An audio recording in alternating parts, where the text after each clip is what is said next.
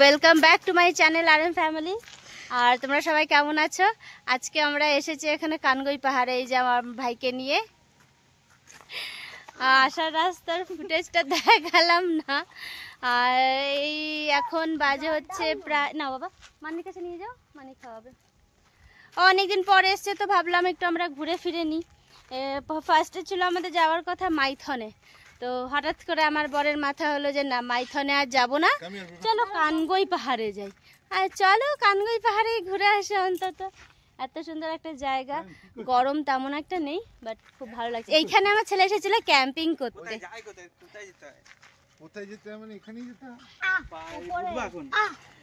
ও বুঝতে পারছে না কোথায়। এই যে এইটা রাস্তা থেকে উঠতে হবে। ও মা, এটার থেকে উঠতে হবে সত্যি সত্যি?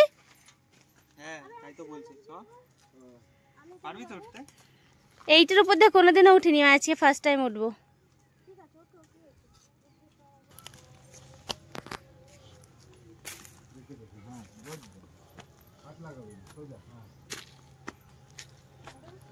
মাগো, এটা কি শুরু করেছে। আমি চশমাটা খুলি। লজ্জাবতী গাছের মতন এই গাছগুলো দেখো। উঠছি এবারে। আমার ওয়েটটা বেশি তো, আমার উঠতে খুব কষ্ট হয় এইসব জায়গায়।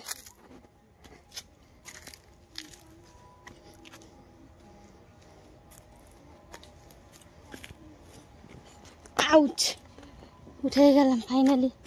ধর, এত ধর, মার খাবি চলে।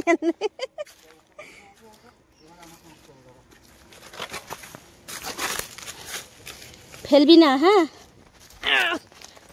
পাটা পেশে গেছিল।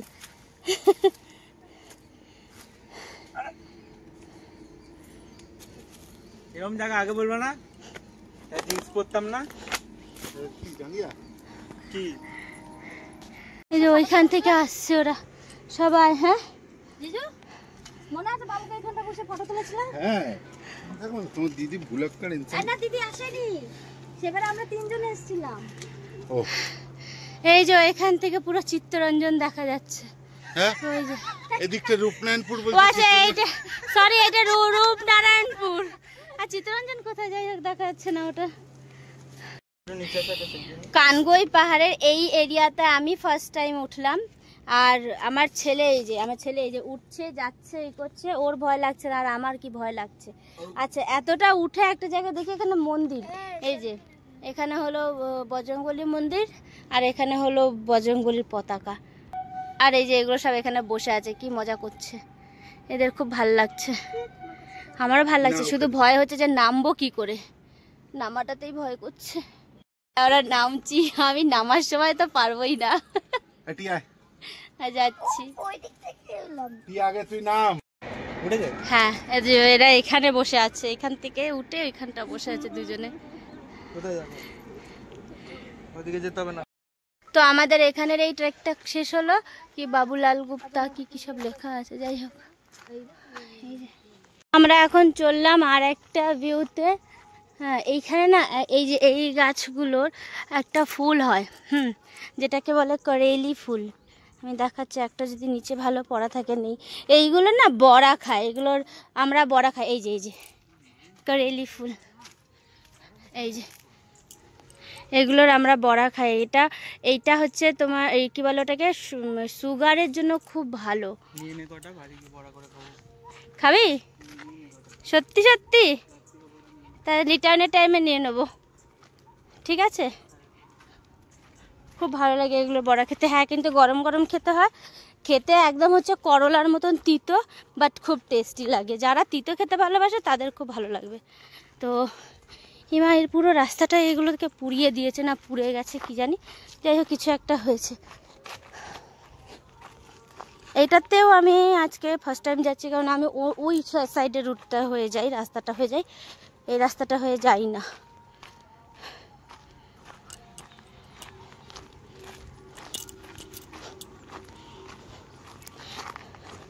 বাবা এত ভারী শরীর নিয়ে পাহাড়ে ওঠা চারটিখানি কথা, হ্যাঁ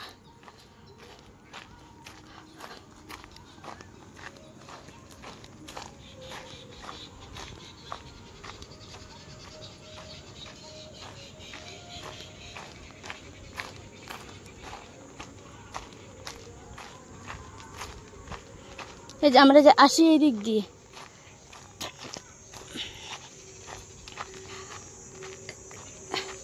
যখন আমরা বর্ষার সময়, বর্ষা না ঠিক পুজোর সময় এসেছিলাম, তখন এগুলো পুরো গ্রিন ছিল। এগুলো এখন কাটা হয়ে গেছে, এগুলো সব কুল গাছ।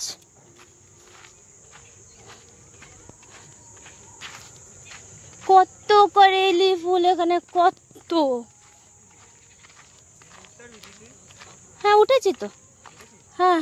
মাগো এই এতটা উঠতে হবে, আমার ঠ্যাঙে ব্যথা করছে এখনই।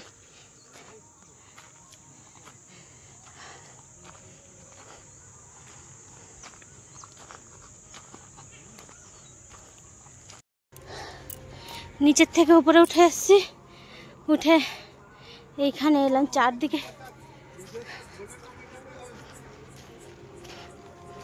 চারদিকে শুধু কাটা।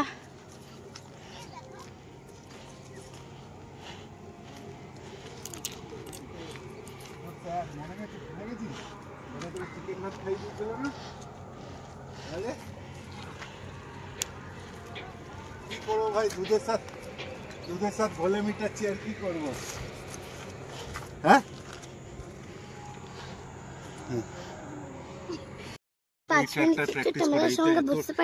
না বাবা, এখন আমরা উঁচু করে নামবো তো, বাবানের সাথে নামো। আমি দেখলাম, প্রথমবার দেখলাম এত নোংরা। পুরো নামিয়ে নিল এখান থেকে, তারপর মনে পড়লো যে এটাকে একটু ভিডিও করতে পারতাম তাহলে ভালো হতো। এটা হচ্ছে মা বৈষ্ণো দেবী মন্দির। এই দিক দিয়ে যাবো, এই রাস্তায় গেল। হ্যাঁ যাক,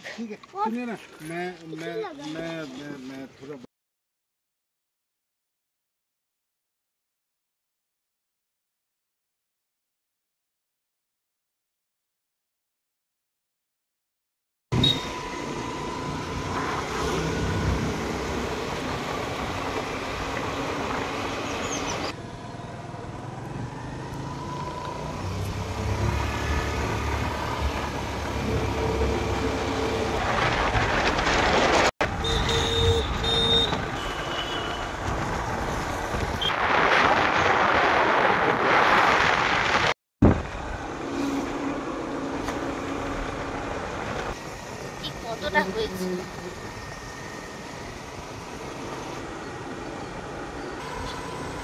যেখানে এই জিনিসটাকে তুই টুরিস্ট বা কোনো রকম পিকনিক স্পট, হ্যাঁ এমনি তোর যখন নিউ ইয়ার হয় তখন এখানে খুব ইয়ে হয়, মানে পিকনিক হয়, বা প্রচুর ভিড়, মানে এইসব জায়গায় জায়গা পাওয়া যায় না। আমার বোন ওখানে ধপ করে পড়ে গেছে জলের মধ্যে, পড়ে পুরো ভিজে একাকার স্টাইল করতে গিয়ে। ও স্লিপ হয়ে গেছে, কি অবস্থা, পুরো ভিজে পুরো একাকার। ইস, ভেবেছিলাম বাইরে একটু ফুচকা খাবো, তাই মেয়েটার জন্য খেতে পাবো না।